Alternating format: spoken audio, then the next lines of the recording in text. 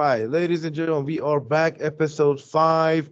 We're here with Mr. Brad Tate. Um, Mr. Tate, how you doing today, sir? I'm doing very well, man. Thank you for asking. I hope you're doing fine. Hey, you too, man. Where are you going? You seem to be in a car. Can I ask you where you're going? Yeah, I'm going to meet a friend. Uh, One of my friends that he trains a lot of athletes and stuff like that. So we're gonna go down, sit down, have a quick lunch, and just shoot the breeze and catch up a little bit. Nothing major. Cool. That sounds cool. All right. So how long have you been a cod man for? I want to say over 15 years. I really don't know the time frame. Uh, I've been probably with the UFC 12 to 15 years. I want to say.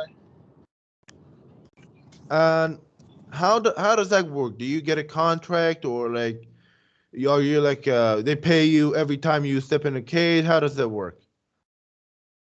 No, I'm an independent contractor. We get paid by the show, and then once you commit to the show, you get on and you're good to go. Also, all right, for the guys that want to try this out, how does it pay? Is it good? Is it bad? Or like for a young guy who's got a talent and being a cut man and stuff, is it good? I mean, if you want to be a cut man, I ask you straight up, like, would you do it for free? And then would you pay somebody to be a cut man? Like, it's a hard journey to get here. It's not easy, to get to this level where I'm at, or where several of us are, man. It's a long road. Like, you got to spend a lot of time in the trenches, perfecting your craft and get to trust fighters before they let you do this. But I mean, I enjoy doing what I do. That's cool. And did you have to go to kind of a medical school to learn how to do all the cut stitching up and stuff? No, it's no formal training. I mean, I was a paramedic. There's another one that's on the team with the UFC that's a paramedic. And I mean, I will tell you that has helped me in this career. But no, there's no formal training or anything like that. You just got to spend time in gyms and around fight camps and learn. That's how you do it. And what is the worst cut you've ever seen in your career? You said like you said you've been doing this for 15 years now, 15, 16 years, and what's the worst cut you've ever seen? My recent cut was the Dillashaw fight. That was a pretty Oh. bad cut, but it wasn't. I mean, again, it's all relative. Like I really don't remember a lot of them. To be honest with you, I just like I said, that one sticks out. I was in Brazil. That girl got busted up pretty bad. I've seen that one. Yoel Romero had a bad cut.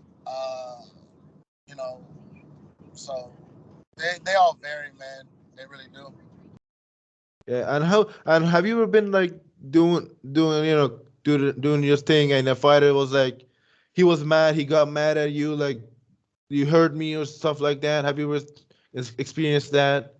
No, most of the fighters are very respectful, bro. Like they know we're there to help them, so they don't take it personal like that. I mean, so and that's kind of how that works. But no, I've never experienced a fighter being difficult at all.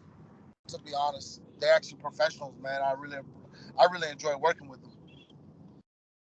And have you like have you ever been like seen a cut and you're like, oh my God, how am I gonna do this? And what is it that you put on the cut? Do you put anything other than Vaseline? No, I mean, uh, all cut man know. That's like it's no magic potion. Direct pressure, grease, and stuff like that. We do have some stuff that we rub on it, but it's nothing that's magical stopping a cut. I mean, definitely you kind of slow down, take a deep breath, and get in and get prepared to work. Is how you deal with it. I don't, you know, so. Yeah, it's a hard job. I mean, going in there with all the blood and a fighter is in pain. Have you ever seen a fighter like an experienced fighter like being cut for the first time, and how did they react? Like being cut for the first time, very first time.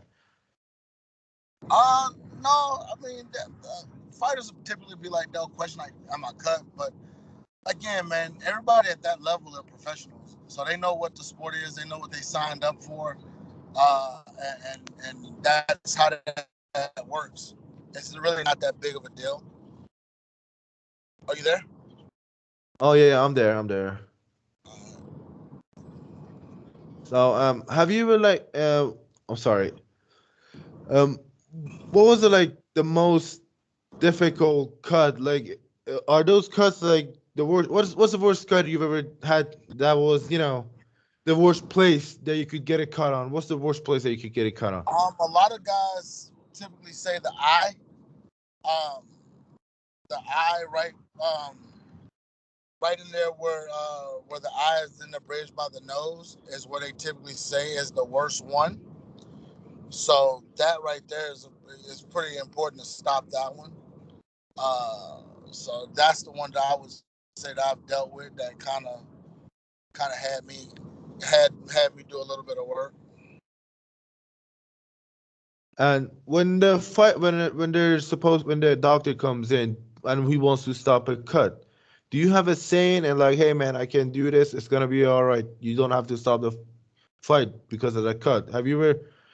Do you have a saying in stopping a fight like that? No, I don't. To be honest, man,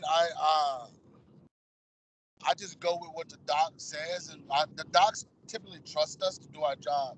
So that's typically, the docs have a lot of trust in us. The docs pretty trust us, man, to do what we need to do. They're really good about that. So you um when what kind of cuts usually stop the fights? They're usually around the eye. Have you ever seen like a cut on the forehead and stuff stop a fight? Do they stop a Uh, fight because they cut on the forehead? no, typically no. Um, uh, they're good at letting us which helps. So um, they trust us, man. They really do. And we don't want to see anyone hurt or endangered. So I typically don't see those, but like I said again, I know they can be very scary.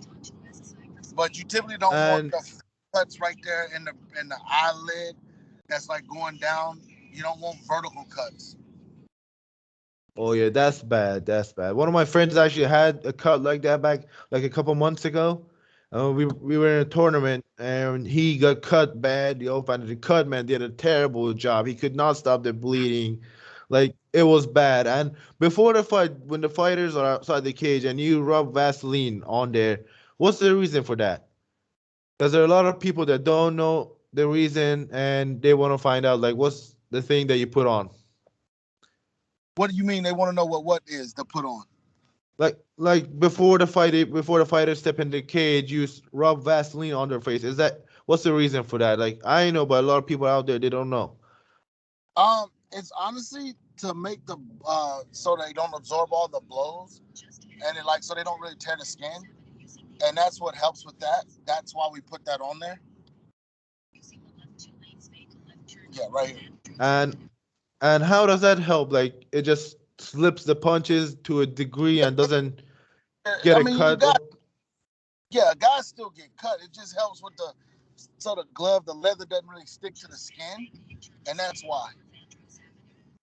Oh yeah, and oh my God, I forgot what I was gonna say. It's been a bad couple weeks, man. It's been a bad couple weeks. And with Oh, this COVID, when the first time the COVID hit and UFC 249, I believe were you there for UFC 249, the first pay-per-view without a the one in crowd? Jackson, the Yeah, one in the Jacksonville. Jacksonville one. Yeah, when Yeah, Tony Ferguson fought Justin. yeah, that was amazing. How did it feel to not have a crowd in there? Um, Again, everybody was professional, so everybody took care of business, and I mean, it was what it was. It worked out perfectly. So I Yeah, mean, it wasn't. The fighters did all the work. Thank you so much, bro. Thank you. I'm sorry. Thank you. The fighters did all the work, so it wasn't too difficult. I mean, we still did what we needed to do. We wrapped hands, and the show went on. I mean, it was definitely different. I can tell you, fighting without fans definitely makes you appreciate the fans and understand what the energy they bring to the sport. Yeah, and let me take you outside the MMA world for a second. I was on your Instagram the other day and I saw your story, the Barbershop Chronicles. What's the story behind that? I I don't was know. laughing my ass off, man. I'm a clown, so I'm always talking trash. Either I'm at the airport or I'm at the barbershop. Those are my two favorite places to like people watch.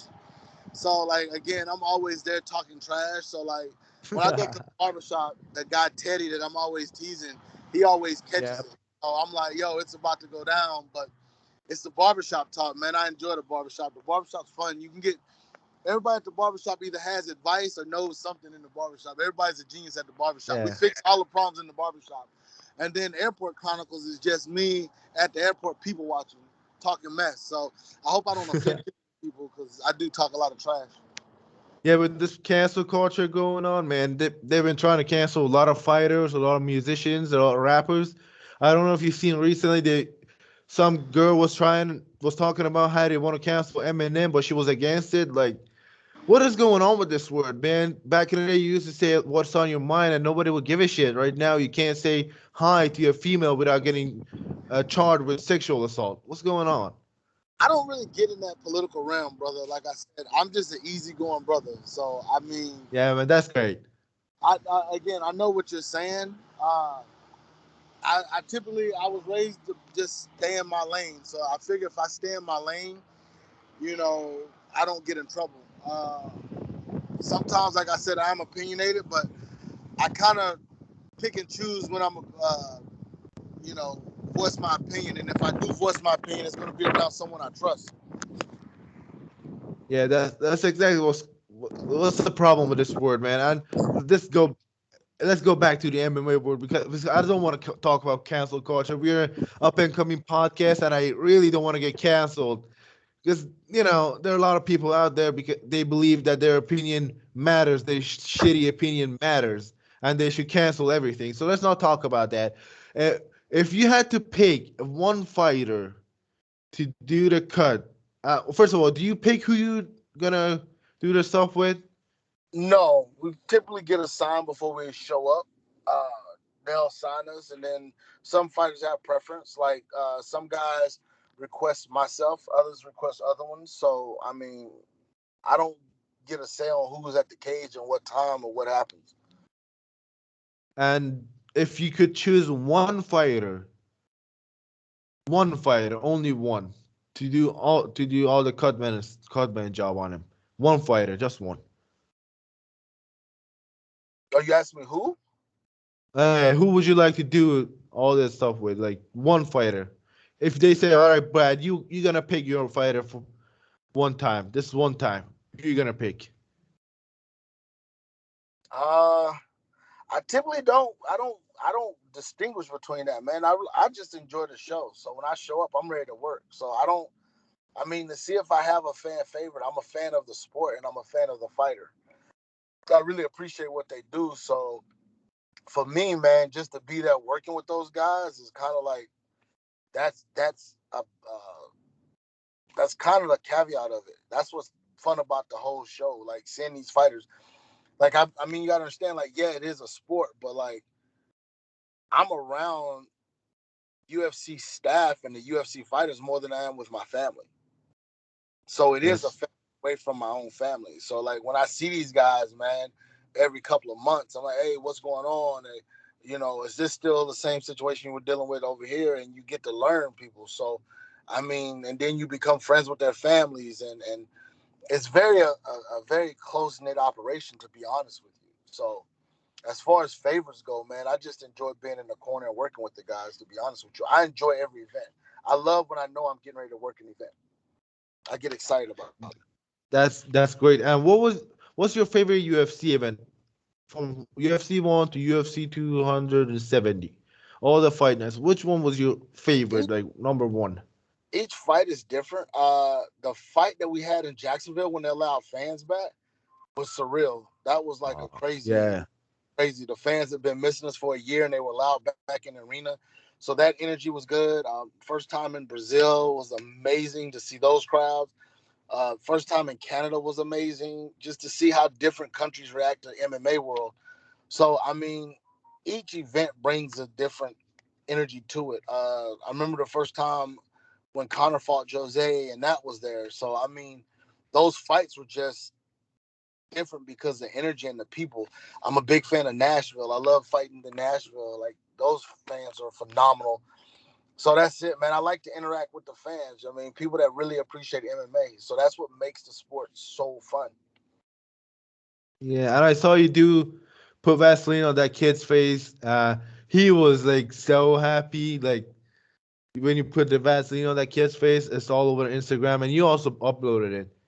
That was fun. That was actually like really cool.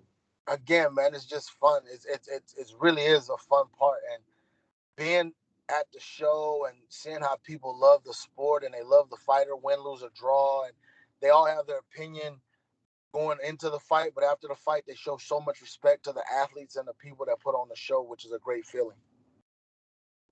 Yeah, that's awesome, man. So I don't have any more questions for you. Thank you for your time. If you want to say anything on the show, like anything you want to say. No, brother, I just appreciate you reaching out and I appreciate doing it. Thank you.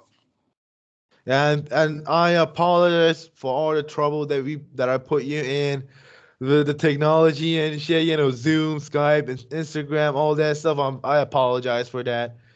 Uh, Uh, yeah. it's all good, brother. Thank you Th- so much. Thank you so much for coming on this show, guys.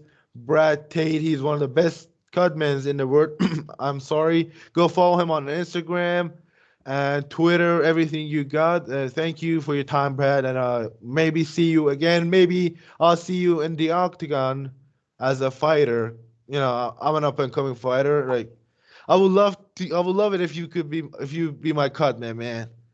I I would would love reach it. I out. would enjoy the hell. I'll be there. Let me know Yeah. when you get there. Yeah, like when I get in there, I hope that you can be my cut, man. Thank you so much for coming on this show. Brad Tate, ladies and gentlemen. See you all next episode.